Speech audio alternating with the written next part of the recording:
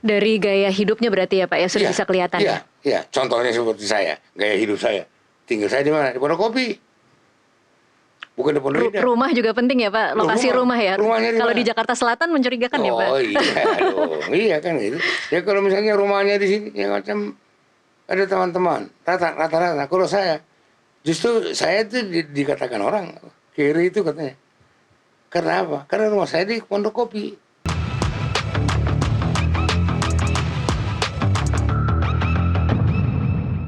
Oke, belajar dari kasus ini apa kira-kira yang harus dipegang oleh Kejaksaan Agung, termasuk untuk jaksa-jaksa mudanya kali ya Pak Jasman. Kemudian belajar dengan bagaimana mereka melihat Jampitsusnya punya aset begitu banyak, kemudian dilakukan penggeledahan dan meskipun sekarang kita tidak tahu itu milik siapa ya Pak Jasman, tetapi kira-kira pelajaran apa yang harus diambil oleh para jaksa-jaksa muda? Ya pelajaran, ya kan, ya bukan pelajaran lagi sih.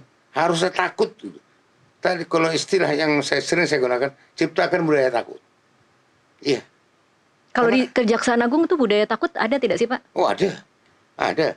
Saya mah kebetulan mantan PLT Jamas. Oke. Oh paling takut. Itu di pemda itu. Saya kan ngomong gitu. Takut untuk korupsi. Ya, bukan. Jadi indikasinya coba. Kalau waktu saya itu, waktu di Kejati, saya ngomong gitu kepada kepala-kepala unitnya, jangan sampai ada yang pulang terus. Misalnya saya di daerah nih, contoh di waktu itu di Kalimantan Tengah, saya sampaikan itu pejabat-pejabat Kalimantan Tengah, jangan sampai kalian itu pulang terus ke Jakarta. Hari-hari Sabtu, hari Jumat, hari Sabtu pulang ke Jakarta, dan melalui pintu VIP-nya. Kan itu. Karena apa? Saya udah bilang, anak buah saya sudah saya taruh di sisa satu. Siapa kira-kira pejabat-pejabat yang pulang tiap minggu? Catat. Itu saya pakai. Kalau tetap melakukan diapakan Pak? Ya selidiki. Selidiki. Dari mana uangnya untuk pulang-pulang terus ke Jakarta? Gitu. Jadi ini juga begitu. Di internal juga begitu.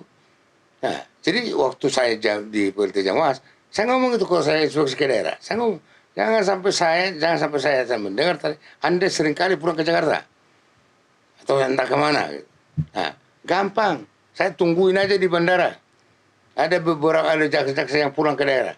Pulang ke Jakarta atau ke entah kemana. Keluyuran di bandara gitu. Ngapain? Itu. Jadi ditakutin dulu. Nah itu yang tadi saya katakan. Kita ciptakan keadaan. Budaya takut. Itu. Harusnya Jamuas itu ditakuti oleh jaksa-jaksa di daerah. Maupun jaksa-jaksa di Kejaksaan Agung gitu.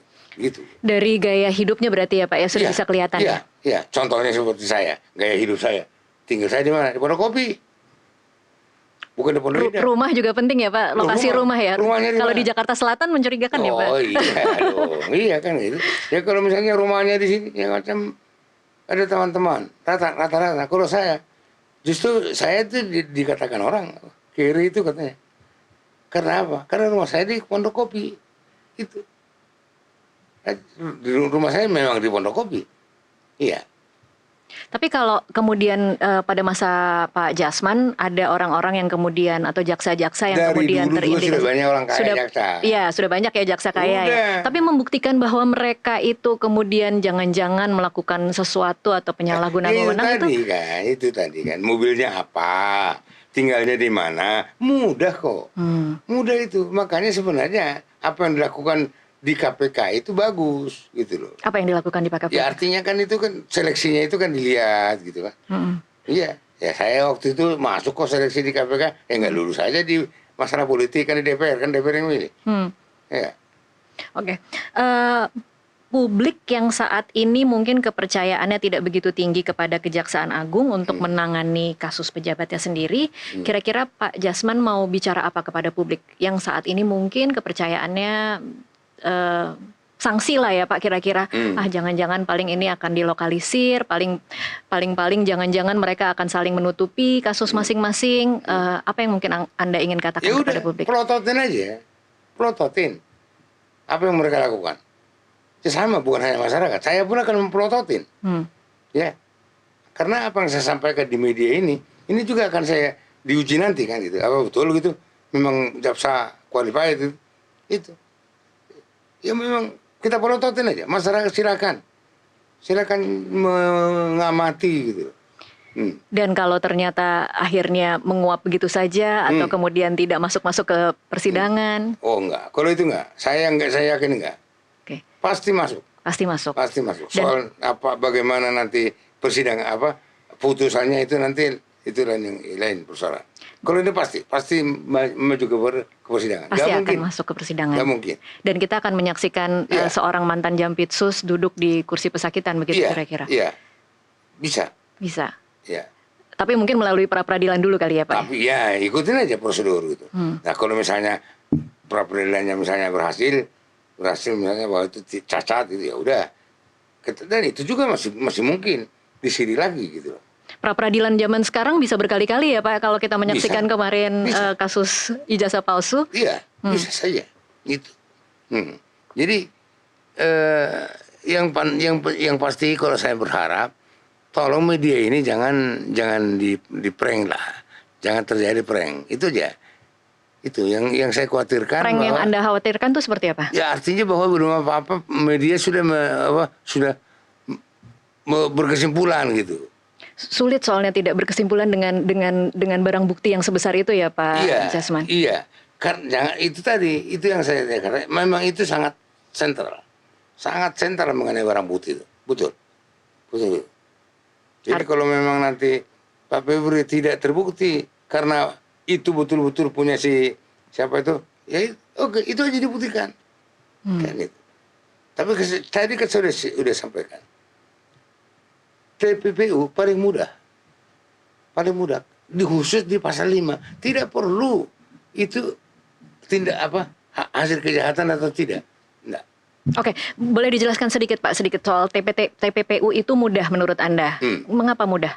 Mudah karena tidak perlu dibuktikan tindak pidana asal di pasal 5 ya, di pasal 5. Yang harus dibuktikan adalah? Yang kalau di pasal 3 dan pasal 4. Yang penting itu bagaimana ada di rumah Anda. Kan, gitu. Jadi kalau Febri bisa Kalau sudah menjelaskan, terbukti kan ya udah. kira-kira apa yang bisa membuktikan bahwa sebuah barang dengan jumlah sebegitu besar bukan milik dia itu masih mungkin ya Pak ya? Ya itu kita lihat, kita juga masih bertanya-tanya kan itu. Kita lihat aja nanti. Ya, itu tadi yang saya katakan harusnya baik di penyidik Kakortas itu, ya. maupun di kejaksaan itu yang harus dikejar dulu untuk membuktikan pasal 33 pasal TPPU gitu. Oke. Ya. Baik, kita akan sama-sama menyaksikan bagaimana kelanjutan kasus ini. Kita menunggu nanti mungkin Pak Jasman bisa datang-datang lagi ke sini untuk memberikan pencerahan kepada kami kita seperti diskusi. apa. Iya. Boleh kita diskusi. Terima kasih Pak Jasman untuk waktunya bersama kami di Kasih Paham. Datang sini seperti begini gimana nggak senang. Gitu. Baik, pemirsa, kasus ini bukan sekedar menguji seorang mantan pejabat, tetapi apakah sistem penegakan hukum di Indonesia bisa memeriksa dirinya sendiri secara independen, transparan, dan juga akuntabel. Publik tidak hanya menunggu siapa yang bersalah, tetapi juga ingin memastikan proses menuju kebenaran ini akan sesuai dengan hukum dan dapat dipertanggungjawabkan. Sampai jumpa di Kasih Paham berikutnya.